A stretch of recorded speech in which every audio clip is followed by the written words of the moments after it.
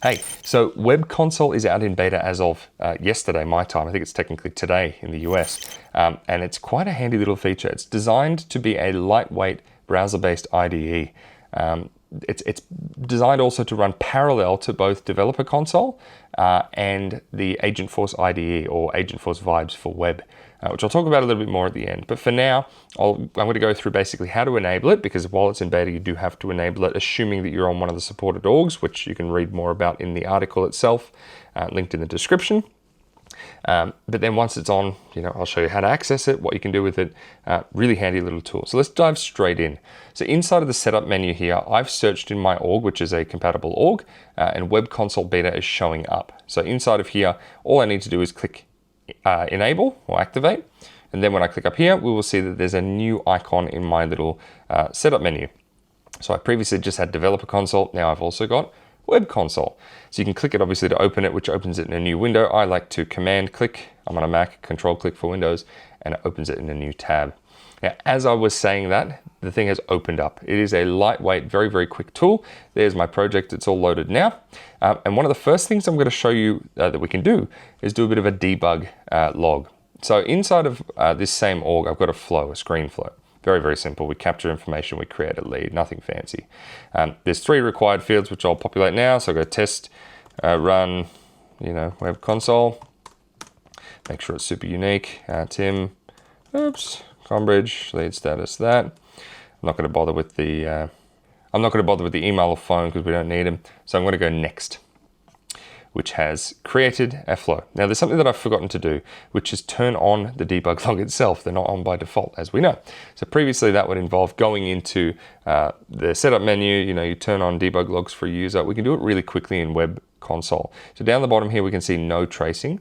I'm just going to mouse over that and click create trace flag for current user, which now in a second, there we go, tracing until 8:20 p.m. So now if I go and rerun that flow, I'll go back to setup, we'll go run. I'll populate it again. We'll go test, run again, Web Console, run again, Web Console. What a unique name. Lead status will be new. Again, I'll skip email and phone and we'll go next, which will create the lead. Brilliant. Let's see what that looks like inside of Web Console. So in Web Console, the way that you can access those logs is in the SFDX folder, and then we go to Tools, and then Debug, and then Logs. So we can see in here there are 2 logs that were created. I can dive in and I can see, okay, cool, what are we looking at? We're looking at the flow, SU26, create new lead.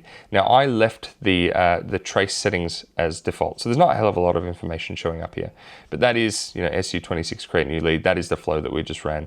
If I click on tracing until 8:20 p.m., we can see the traceflags.json file that was created. So here I can go in and we can choose the users and the debug level that we want to be tracking. We can make changes here as well. We can add more information, less information, depending on what we're looking to debug.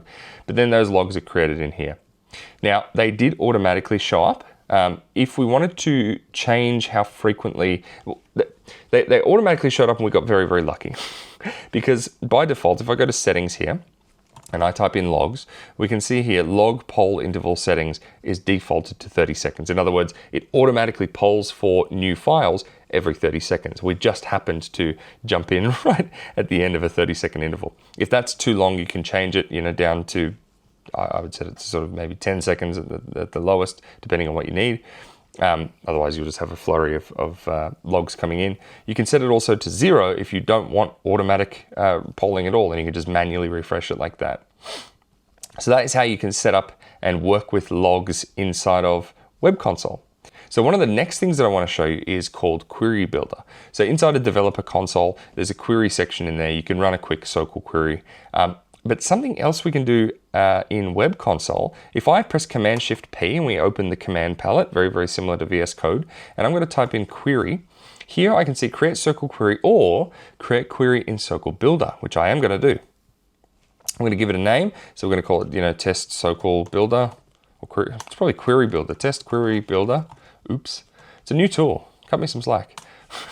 I'm going to save it to my project scripts defaults. I'm going to save it to my project scripts SOQL, which is the default file path for that. Now what I can do is I can construct my query. So in here, I'm going to go select from, let's say lead. Oops, sorry. Can't type today. I'm going to select, you know, let's say the company and the last name. And I want to only filter where status is equal to, or sorry, not equal to closed, let's say. Now, closed is not one of my statuses, and we can see that here. So before I'm able to add it, it's saying, hey, don't forget your value must be one of these. So that's really handy. So I want to go, okay, closed, not converted, which is what I was looking for. So basically what I'm looking for is the leads that are not canceled, basically. So anything that is closed converted or is still in progress. Now what I can do is I can order by, let's say I want to order by created date, direction will be descending, and nulls, I'll just leave them as, you know, nulls first. I want to set a limit to, let's say 10 leads. And then over here on the right hand side, if you've been paying attention, is the actual SOQL query. So as I've been adding things in, it's been constructing this query dynamically. So we can see it's saying select company and last name from lead where status is not equal to closed converted, limit of 10. So I can then go run query, and what it's going to do is it's going to open a new tab on the right hand side here and show me those 10 records that meet that criteria ordered by created date. Did I add that? Sorry, I didn't click add by created date. So let me run it again. I mean, you get the point, but I'll run it again anyway. So there we go. That's better. So we can see here, I did do a bit of playing around beforehand. So there is my company and last name ordered by created date, limit of 10, and where status is not equal to closed converted. Now I can export those to a CSV or JSON file if I wanted, or I can run the get query plan, which will output the query plan as well, which is very, very handy. Something else that is very, very, very handy, and is the third feature that I wanted to quickly run through today. I'm just going to go don't save.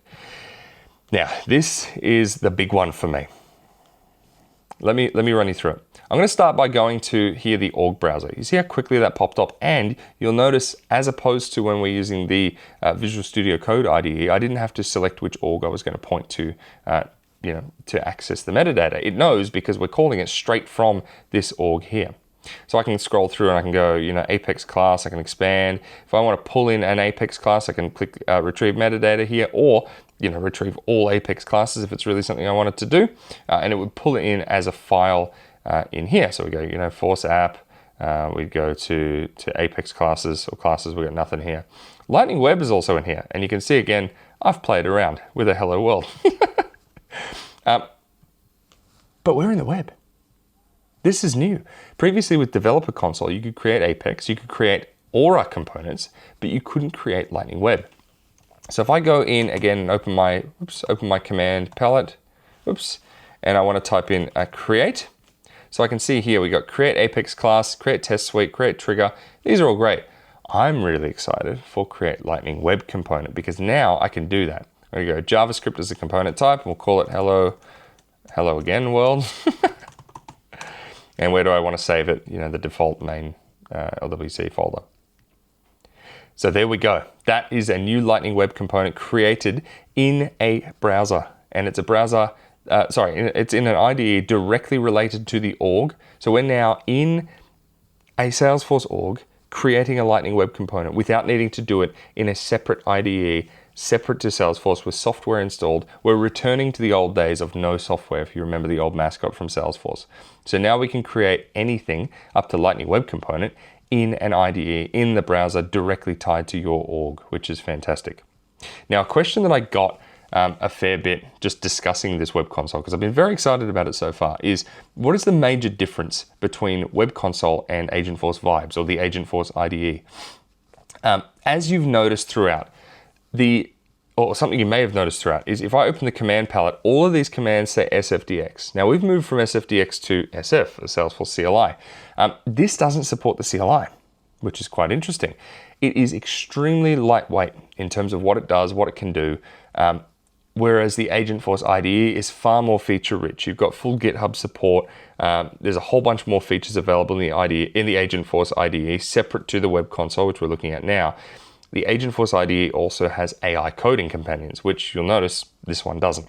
So this is a really super lightweight, it sits in between Developer Console, which, couldn't work with certain metadata types, and the Agentforce IDE, which can also work with things like LWC, but The Agentforce IDE is a lot heavier, a lot more sort of feature rich. The web console is designed for light touch, quick interactions. You got a problem, you can jump in, prepare a solution, validate it, verify it, and then push it, all without leaving your browser. So that's the intent of web console. I love it. I think it's great. Let me know what you think in the comments below. And of course, don't forget to check out the full article, which is available in the description. Thank you for watching.